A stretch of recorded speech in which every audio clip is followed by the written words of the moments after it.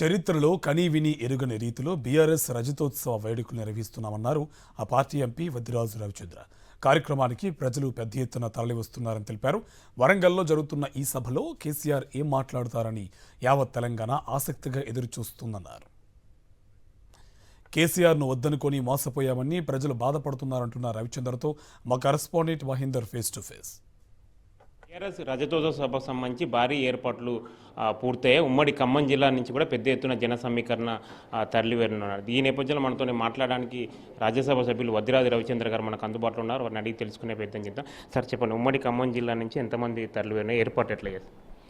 ఉమ్మడి ఖమ్మం జిల్లా నుంచి వేలాదిగా జనం రాబోతున్నారు.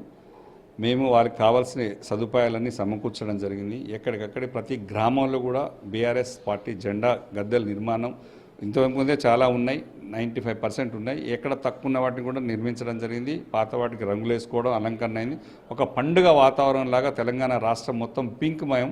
ఎక్కడికక్కడ జెండా ఆవిష్కరణ చేసుకొని వాళ్ళకి అలొకేట్ చేసిన బస్సులలో కానీ, వాళ్ళకి సమకూర్చుకున్న కార్లలో కానీ, డీసీఎంలు కానీ, లారీలు కానీ, ప్రతి ఏది దొరికితే దాంట్లో రావడానికి సంసిద్ధంగా ఉన్నటువంటి ప్రజలు, వాళ్ళు అన్ని ఏర్పాట్లు, ప్రజలు కూడా ఇంట్లోంచి వంటలు వండుకొని ఏ బస్సుకి ఆ బస్సులోనే భోజనాలు పెట్టుకొని జర్నీలోనే భోజనాలు చేసే విధంగా మంచిగా మజ్జిగ ప్యాకెట్లు కానీ, మంచినీళ్ళు కానీ, ఓరీస్ ప్యాకెట్లు కానీ, కేటీఆర్ గారి సూచనల మేరకు బిస్కెట్ ప్యాకెట్స్ పెట్టుకోవడం కానీ, ఎక్కడికక్కడ ఏ కాన్స్టిట్యున్సీకి ఆ కాన్స్టిట్యున్సీ ప్రజలు బయలుదేరే ముందు ఒక ప్రచార రథం కానీ, మైక్ సెట్ వాహనం కానీ ముందు పెట్టి పాటల మధ్యలో సాగనున్నటువంటి ప్రోగ్రాం రక్తిగా అంటే ఆసక్తికరంగా జరుగుతున్నటువంటి ప్రోగ్రాం. మీటింగ్ సభాస్థలికి 3 to 4 o'clock మధ్యలోనే అందరు చేరనున్నారు.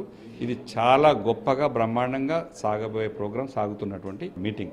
రాజ్యసభ సభ్యులు వద్దిరాజు రవిచంద్ర గారు చెప్తున్నారు, అంటే కన్నీ విని ఎరగని రీతిలో రజతోత్సవ సభ సంబంధించి భారీ ఏర్పాట్లు సంబంధించి జరిగాయి. ఈ సభ తర్వాత కూడా అనూహ్య పరిణామాలు తెలంగాణలో జరగబోతున్నాయని ఒక సంకేతాలు కూడా బీఆర్ఎస్ పార్టీ ఇస్తున్న నేపథ్యంలో తెలంగాణ ప్రజలంతా సభపై హై ఎక్స్పెక్టేషన్స్ సంబంధించి పెట్టుకున్నారని చెప్పారు. కెమెరా పర్సన్ సతీష్తో మహేందర్, సాక్షి టీవీ, ఖమ్మం.